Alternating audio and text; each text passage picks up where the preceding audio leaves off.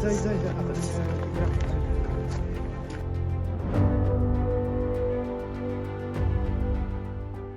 तमाम तरह के आतंकवादी जो घटनाएं हैं, आतंकवादी संगठन हैं, आतंकवादी ट्रेनिंग है, वो पाकिस्तान ने दी है अफगानिस्तान के लोगों को, अफगानिस्तान के आतंकवादियों को। अब जो ये सांप उन्हें डस रहा है तो पाकिस्तान को तकलीफ हो रही है। नमस्कार, स्वागत है आपका इस खास कार्यक्रम में। मैं हूं आरफा खानम शेरवानी। आप सबके सामने हाजिर हुई हूं यहाँ कुछ और हिंसा, कुछ और तबाही और कुछ और मौतों की खबर लेकर।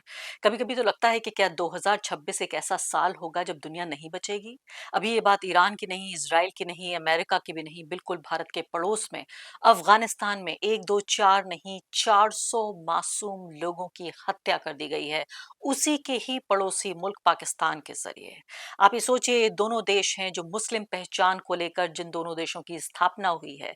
पाकिस्तान अपने आप को इस्लामिक रिपब्लिक कहता है, लेकिन उसे जरा गैरत नहीं है कि कैसे उन मासूम लोगों की हत्या कर दी गई जो लोग ड्रग एडिक्शन के शिकार थे। आप ये भी जानते हैं कि जो अफगानिस्तान है उसमें सिर्फ आतंकवाद ही नहीं, जो नशे की समस्या है वो भी बहुत बड़ी समस्या है, क्योंकि तालिबान इससे पहले जब वो हुकूमत करते थे तब उनकी जो इनकम का एक बड़ा सोर्स था वो था अफीम की खेती। अभी भी वहां अफीम की खेती होती है। तो ये बहुत सारे लोग जो हैं ड्रग के एडिक्शन से एक अस्पताल में भर्ती थे। 2000 लोगों की कैपेसिटी वाला ये हॉस्पिटल था। उम्मीद नाम था इस हॉस्पिटल का, लेकिन 400 परिवारों के लिए नाउमीदी लेकर आया। अफगानिस्तान का आरोप यह है कि पाकिस्तान के हमले में 400 उन लोगों की हत्या कर दी गई है, दर्दनाक तरीके से, जो लोग अपने नशे की समस्या से छुटकारा पाने के लिए वो खुद या उनके परिवार उस अस्पताल में उनको भर्ती करा के ले गए थे। पाकिस्तान इससे साफ तौर पे इनकार कर रहा है और कह रहा है कि हम तो मिलिट्री ठिकानों पर हमला कर रहे थे, चूंकि अफगानिस्तान से आतंकवाद जो है वो पहुंचता है पाकिस्तान और वहां नुकसान पहुंचाता है। लगभग लगभग 2 हफ्ते से ज्यादा इस बात को गुजर चुका है। दोनों देशों के बीच ये जो हिंसा का आदान प्रदान लगातार हो रहा है, कभी इस तरफ से वहां हमला होता है, उस तरफ से यहाँ हमला होता है। काबुल को लगातार निशाना बनाया जा रहा है। और आप ये भी देख रहे हैं कि दोनों देशों की सरहदें चूंकि जुड़ी हुई हैं, न सिर्फ कि सरहद बल्कि मजहब, बल्कि पूरी सभ्यता, संस्कृति, कल्चर। आप सोचिए, अफगानिस्तान में बड़ी तादाद में लोग पाकिस्तान में जाके पढ़ाई करते हैं और पाकिस्तान भी अफगानिस्तान को अपने एक जंग के मैदान के तौर पे देखता है। कभी कभी भारत को भी टारगेट करने के लिए अफगानिस्तान का इस्तेमाल करता है। लेकिन यहाँ कहानी कुछ और ही है। यहाँ पर मैं आपको खबरें बता रही हूँ फिलहाल कि किस तरह से ये जो हमले हुए हैं, अफगानिस्तान का ये कहना है कि करीब करीब 400 लोगों से ज्यादा की हत्या कर दी गई है। तस्वीरें ऐसी हैं कि देखते न बने और दिखाते न बने। 50 से ज्यादा लोग अभी भी मलबे के नीचे दबे हुए हैं। इंफ्रास्ट्रक्चर, यानी जो पूरा इंफ्रास्ट्रक्चर है अफगानिस्तान में, वो इतना कमजोर है कि इन लोगों को मलबे के नीचे से निकाल पाना भी लगभग असंभव हो रहा है। लोग टॉर्च ले लेके अपनों की तलाश कर रहे हैं, अपनों को ढूंढने की कोशिश कर रहे हैं। इसमें हर तरह के लोग हैं।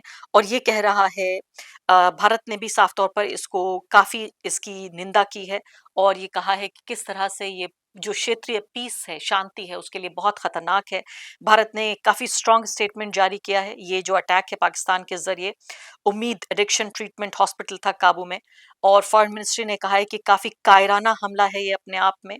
और ये हिंसा की ये घटना है और जिसमें बड़ी तादाद में जो सिविलियंस हैं, नागरिक हैं, उनकी जान गई है।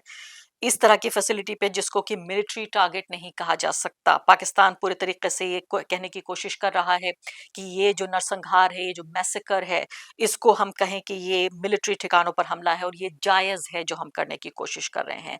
तो पाकिस्तान की जो हुकूमत है वो क्या कह रही है? हमला तो किया, लेकिन उसका ये कहना है कि हम अस्पताल पे हमला नहीं करना चाहते थे। तो आप कहाँ करना चाहते थे? क्या अगर आपका गलत टारगेट भी लगा, क्या अफगानिस्तान झूठ बोल रहा है कि उसके 400 नागरिक नहीं मारे गए? क्या ये तस्वीरें झूठ बोल रही हैं, ये वीडियो झूठ बोल रहे हैं, ये रोते बिलखते लोग झूठ बोल रहे हैं? अगर पाकिस्तान की बात मान ली जाए तो पाकिस्तान का ये कहना है कि ये जो है टेररिस्ट एक तरह की सरकार है जो कि ट्रांसपोर्ट करती है टेररिज्म। खासकर जो तालिबान पाकिस्तान है उसका जिक्र हो रहा है और कहा जा रहा है कि जो बलोच समुदाय है वहां पाकिस्तान में, उनको भड़काने का काम यहाँ से किया जाता है।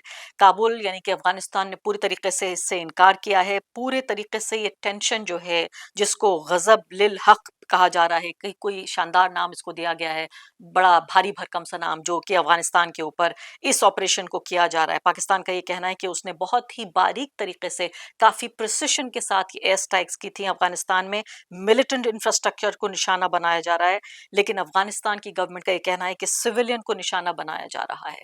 मैंने आपको बताया था अभी तक कई हज़ार लोग लेबनान में, जहाँ पर व्हाइट फास्फोरस तक का इस्तेमाल किया है इज़राइल ने। दूसरे ईरान के हमले में इज़राइल में आप देख रहे हैं किस तरह से पूरा जो ट्रेन का नेटवर्क है वो तबाह-बर्बाद हो रहा है। कई हज़ार नागरिक पिछले 2 हफ्ते में मारे गए हैं। पूरी दुनिया में किस तरह से हाहाकार और पूरे तरीके से हिंसा का ये आलम है। तो जो रेस्क्यूअर्स हैं, जो वहाँ पे रेस्क्यू कर रहे हैं, उनका ये कहना है कि और ज़्यादा अभी जो शव हैं, वो नीचे दबे हुए हैं मिट्टी के। 400 लोग तो इसमें बताए जा रहे हैं, बड़े ही नाटकीय घटनाक्रम में। और बहुत सारे लोगों को ये समझना मुश्किल हो रहा है कि हिंसा का ये पूरा तांडव जो रचा जा रहा है, खासकर ये दोनों देश, कितनी हास्यास्पद और कितनी तकलीफदेह बात है कि धर्म की राजनीति करने वाले ये दोनों देश एक ही धर्म के लोगों को मार रहे हैं। आप ये सोचिए कि पाकिस्तान और अफगानिस्तान के बीच इतने करीबी संबंध है कि अफगानिस्तान से लोग वहां पढ़ने जाते हैं, वहां यहाँ तक कि अफगानिस्तान के कई राष्ट्रीय अध्यक्ष पाकिस्तान के पढ़े हुए हैं। मैं अफगानिस्तान जा चुकी हूँ, वहां लोगों से मैंने मुलाकात की है। काबुल में बहुत सारे लोग उर्दू बोलते हैं, खासकर पढ़े लिखे लोग उर्दू बोलते हैं। क्यों बोलते हैं वो उर्दू इसलिए बोलते हैं क्योंकि पाकिस्तान जाके उन्होंने पढ़ाई की है, इसलिए वो उर्दू बोलते हैं। इसके अलावा हमने ये भी देखा, ईरान में भी कुछ लोग उर्दू बोलते हैं, वो भी पाकिस्तान जाके पढ़ाई करके आए हैं। यानी लैंग्वेज का आप पूरा कनेक्शन देखिए। शादी ब्याह होती है वहां पर, वो भी पाकिस्तान और अफगानिस्तान के बीच बहुत ही नजदीकी संबंध है। मैं कहूंगी जैसे भारत और नेपाल के बीच अगर इस तरह से कोई एक पैरेलल ढूंढा जाए, समानांतर क्या हो सकता है, तो जिस तरह से भारत और नेपाल के रिश्ते हैं, आप उसी तरह से समझ लीजिए पाकिस्तान और अफगानिस्तान के रिश्ते हैं। तमाम तरह के आतंकवादी जो घटनाएं हैं, आतंकवादी संगठन है, आतंकवादी ट्रेनिंग है, वो पाकिस्तान ने दी है अफगानिस्तान के लोगों को, अफगानिस्तान के आतंकवादियों को। अब जो ये सांप उन्हें डस रहा है तो पाकिस्तान को तकलीफ हो रही है। तो यही पूरा मसला जिसको हम यहाँ देखने की कोशिश कर रहे हैं कि अलग अलग जो हॉस्पिटल्स हैं, वहाँ पे लोगों को जो जख्मी हैं उनको भर्ती कराया गया है। तमाम भीड़ वहाँ पर जमा है, जो उनके परिवारजन हैं लोगों के, वो उसके इर्द गिर्द सब लोग जमा हुए हैं। और ये पूरा जो कॉन्फ्लिक्ट है, पूरा जो ये क्रॉस बॉर्डर जो ये क्लैश हो रहे हैं, इसको अब कई हफ्ते इस वक्त गुजर चुके हैं। उम्मीद हम क्या करें इसमें? पाकिस्तान जो अक्यूज कर रहा है वो क्या कह रहा है? पाकिस्तान ये कह रहा है कि अफगानिस्तान जो है एक सुरक्षित जगह उन मिलिटेंट्स, उन आतंकवादियों को प्रोवाइड कराता है जो पाकिस्तान पर हमला करता है। खासकर जैसे मैंने कहा, पाकिस्तानी तालिबान, यानी एक तालिबान तो हुकूमत कर रहा है अफगानिस्तान में, दूसरा तालिबान पाकिस्तानी तालिबान है, उसको शह देने की बात की जा रही है।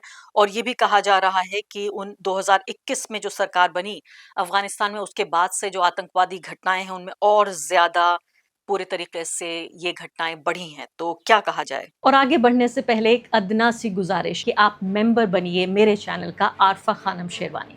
अगर आप मेंबर बनते हैं, आपके समर्थन से आप मेरा हाथ मजबूत करेंगे, इतना मजबूत कि मैं सत्ता का कॉलर पकड़ के सवाल पूछ सकूंगी और जो हमारे समुदाय में हाशिए के जो तबके हैं उनकी आवाज़ उठा सकूंगी। आप यकीन जानिए, आपका एक छोटा सा सहयोग मेरे लिए इतना बड़ा होगा जिसके लिए आप अंदाजा भी नहीं लगा सकते।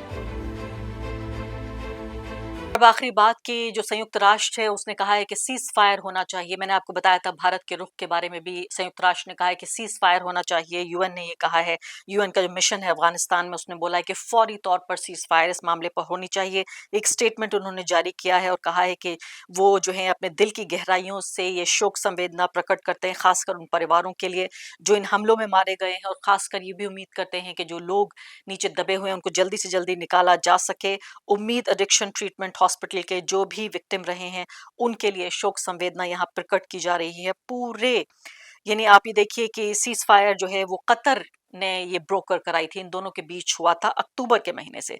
लेकिन उसके बाद से मुझे नहीं लगता कि कोई भी सीज फायर इन दोनों के देशों के बीच काम कर रही है, क्योंकि जो हिंसा की घटनाएं हैं वो दोनों तरफ से देखी जा रही हैं।